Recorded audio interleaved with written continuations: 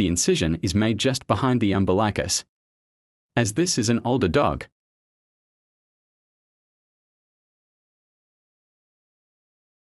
The fat below the skin is removed. This is more effective than blunt dissection, as makes the linea alba clearer and prevents the fat from getting caught in the ovarian clamps. It also makes closure much clearer. The linea alba is lifted high with rat tooth adsense, preventing the risk of damaging the spleen. And a reverse blade stab incision is made, with the scalpel handle parallel to the skin. The muscle is carefully raised, avoiding catching any underlining spleen with adson teeth. The stab incision is extended with scissors, with the scissors parallel to the skin. To find the uterus, slide your index finger down the body wall. Keep the abdominal contents behind your finger. Touch the vertebra and slide back up the abdominal wall with a slightly hooked finger. If you are unsure if it is the uterus, check for an ovary or bifurcation. The right suspensity is easier to break than the left. Hold the ovary with some tension inside in your right hand. With your left index finger, slide down the ligament and push down at the insertion of the rib or as close to it as possible. Make sure you break the suspensory ligament and not the renal. Both run from the ovary, one to the last rib, the other to the kidney. You should feel the suspensory slide behind the back of the kidney. With the broken suspensory, the ovary can easily be exteriorized. Find a clear area of the broad ligament where there are no vessels, and stay away from the large ovarian vessels. Try to make the window low down so the millers can be placed low. The clamp is placed across the ovarian pedicle. Try to walk it down and have a good distance from the ovary, so there is space for 2 miller knots. A curved clamp reduces the chance of caught skin in the clamp. Using a Carmolt clamp reduces damage to the pedicle. This is the ovary. The part which will really help will feel very strange initially. The uterus is separated by placing one clamp above the ovary and the second above the first, and then cut between. You can now see how much more visibility you have, making it easier to place and slide the millers down.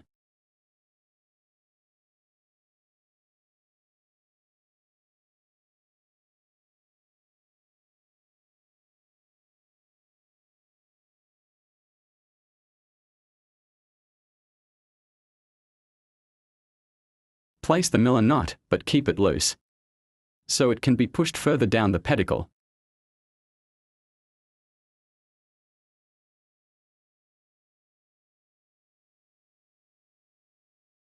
Use a traumatic forceps to nudge the knot lower, and then rotate the clamp. I use a pair of forceps to keep the rotation of the clamp.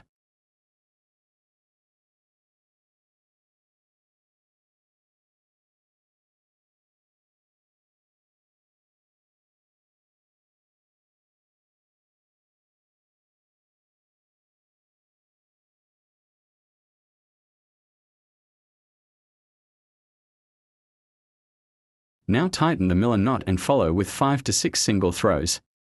The knot has to be tight due to the high pressure of the blood in the ovarian artery.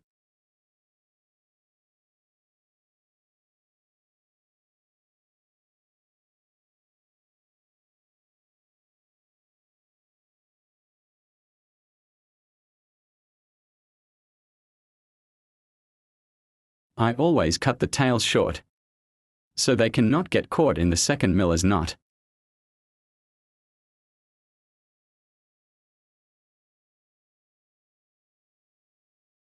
Remove the clamp which is just above the ovary, and then move the pedicle clamp closer to the ovary. Make sure there is some tissue between the ovary and the pedicle clamp.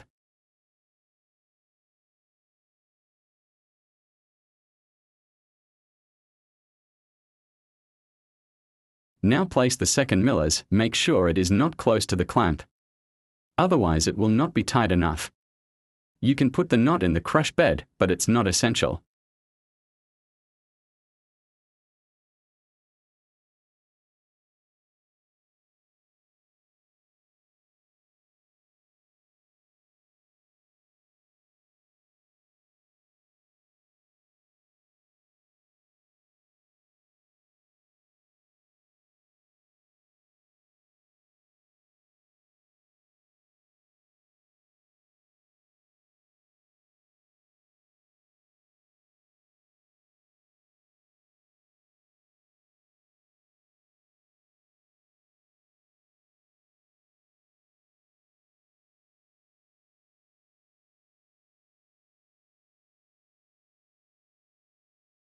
This is where you can see the second benefit of uterine separation. You can remove both clamps and check for bleeding, and if you have any concerns, replace the clamp and add another knot.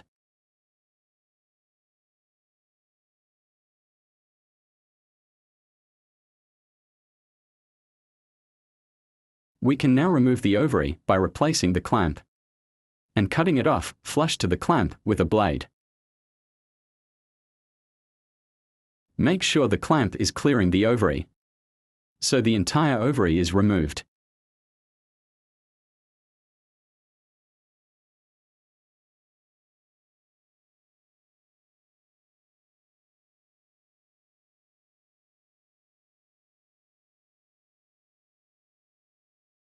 We have already checked for bleeding, so the clamp can be just removed.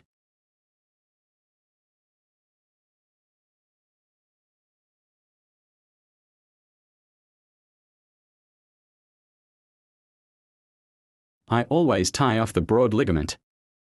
I prefer to have no bleeding rather than blood oozing from a non-ligated broad ligament. Follow the uterus as far down as you can. Identify the uterine vessel, this will be ligated with the uterus. So on the non-uterine side, make a window and tie off. A surgeon's knot is usually adequate.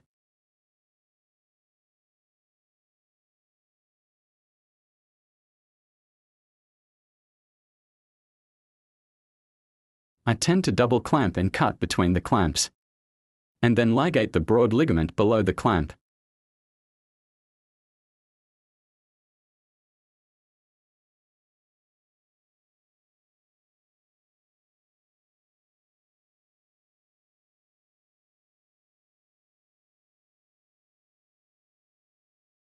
Make sure the ligature is not close to the clamp, otherwise it will not be tight enough.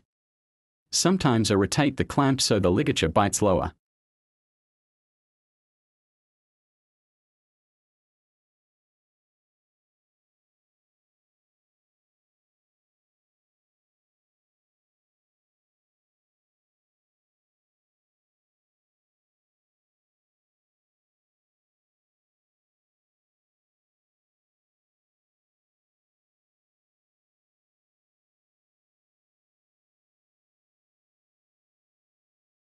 As you can see, the uterus is quite friable looking.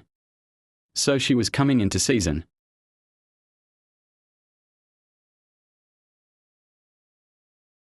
I am now gently trying to find the other side of the uterus. It is not possible to easily feel or visualize the bifurcation.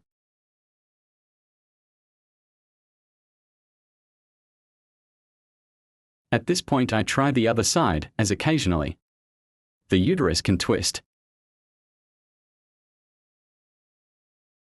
You can see how tight it is and I am trying to feed it up, but it slips out of my fingers. I try again, but this time further away from the bifurcation.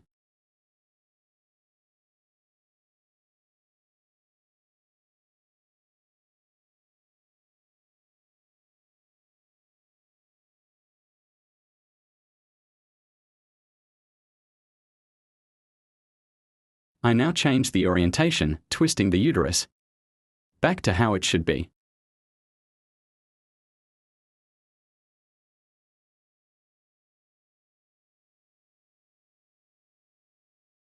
This side should not be as tight as the first side. However, it is tighter, so I push down on the skin to get to the ovary. Once I get to the ovary, I can pull harder, as the uterus is the most fragile. I swap the ovary to my right hand and follow the suspensory with my left index finger and break it close to the rib insertion. I find a clear area in the broad ligament, as low down as I can, and away from the large ovarian vessels. Because I have broken the suspensory, I can easily walk the Carmolt clamp past the ovary and place it low down, more than an inch past the ovary.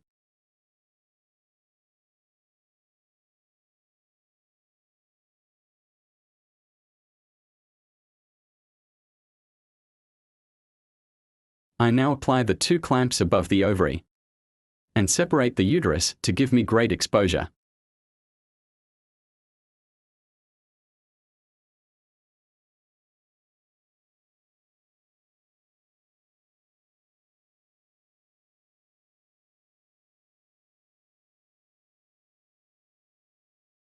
The first millers is formed and then pushed down.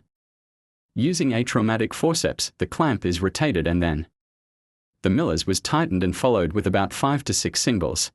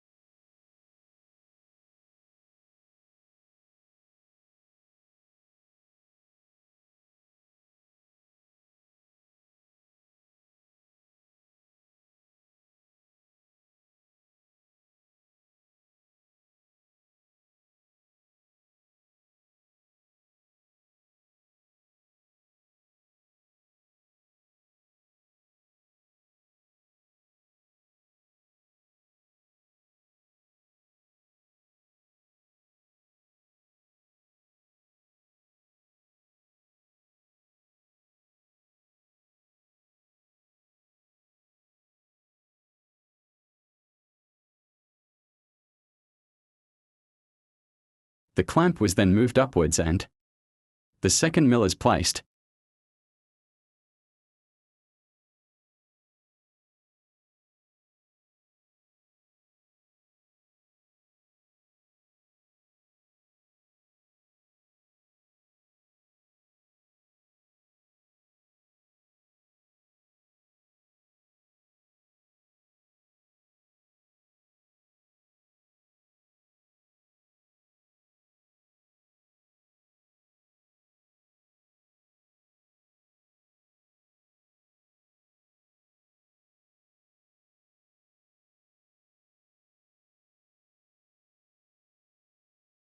Remember, when you pull the miller's tail through, always return it to the side it started on. While the millers is loose, nudge it down from the clamp and then tighten.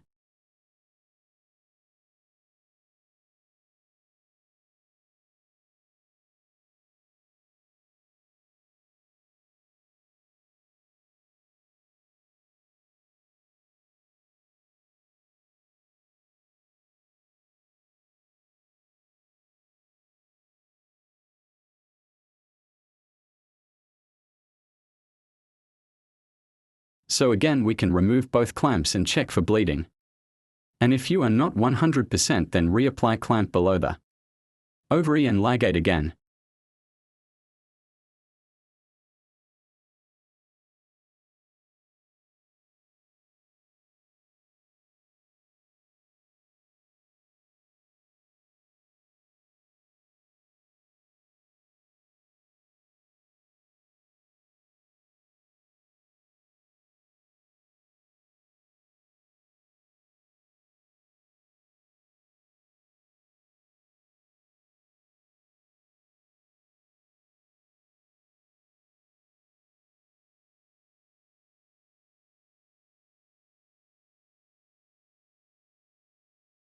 So now we can let go, then tie off the broad ligament, as we did the previous side.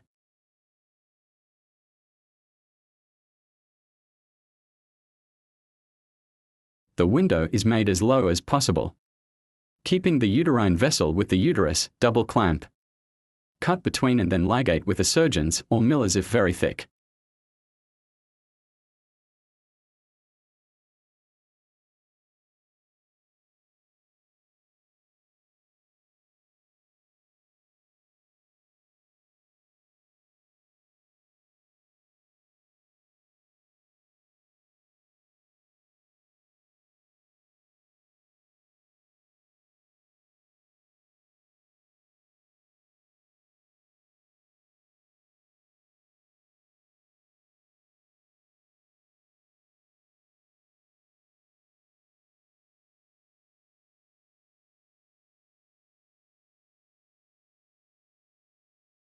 So we cannot get to the bifurcation and don't want to pull hard, as this could damage the uterine vessels. It is acceptable to take the uterus away before the bifurcation, rather than extending to a large incision. I have some concerns with this uterus. There is a possibility it could cheese wire, especially with a miller's. The sides are tied off separately because we can't get to the bifurcation.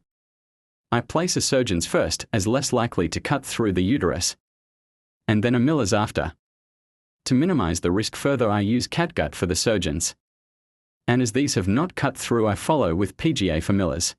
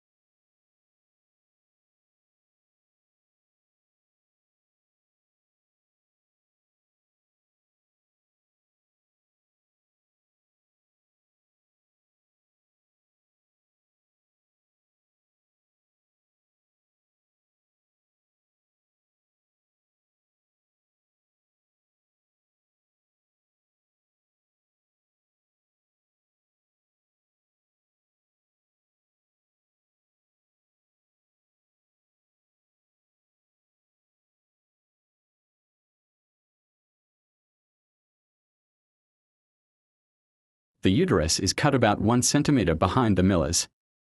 Some unis call this the golden centimeter. Check for no bleeding after cutting and after nudging back in.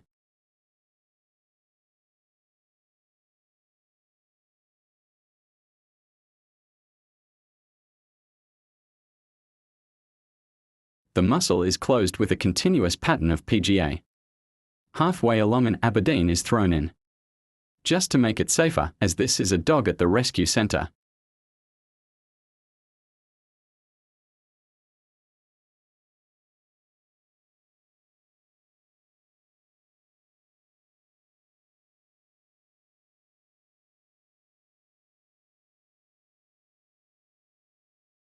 The bleeding is coming from the fat and skin, as closing has disturbed some vessels. This is where the Aberdeen was placed.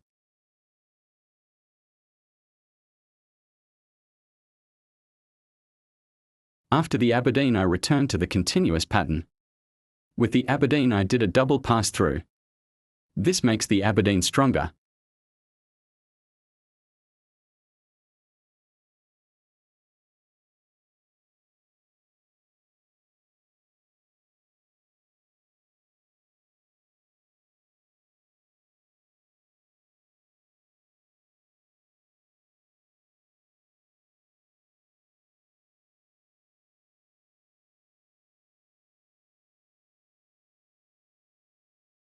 We are now closing the fat layer and the knot has to be hidden.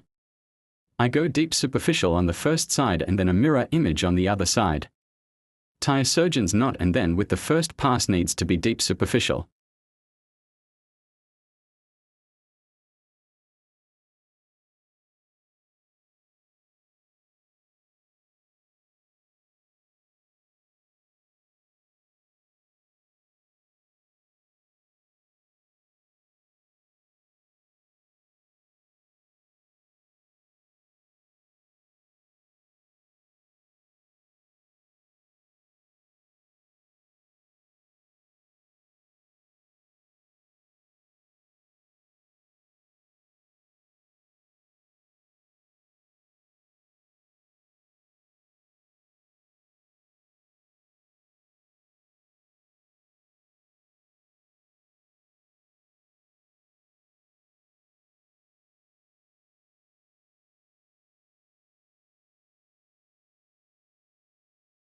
The fat layer is tied off and only the short tail removed.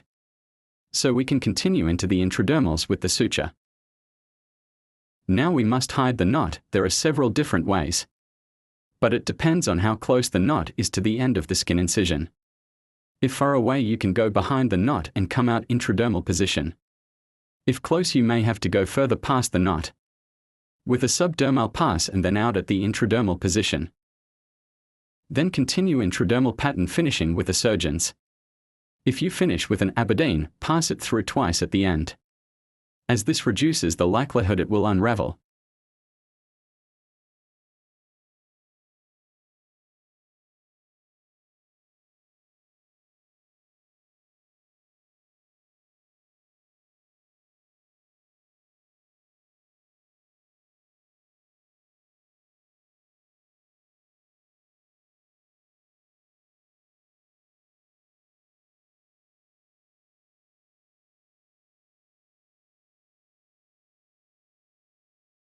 If finished with a surgeons, cut the short tail off completely. Burial of the Aberdeen or surgeons is essential. Otherwise the skin heel will break down where the knot sticks out.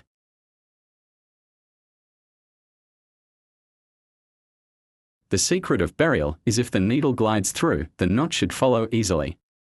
Leave a very small hole at the end and pass the needle close to the knot. Then pull lightly on the suture and with forceps push the skin over the knot. Once buried, you should feel a pop or tug.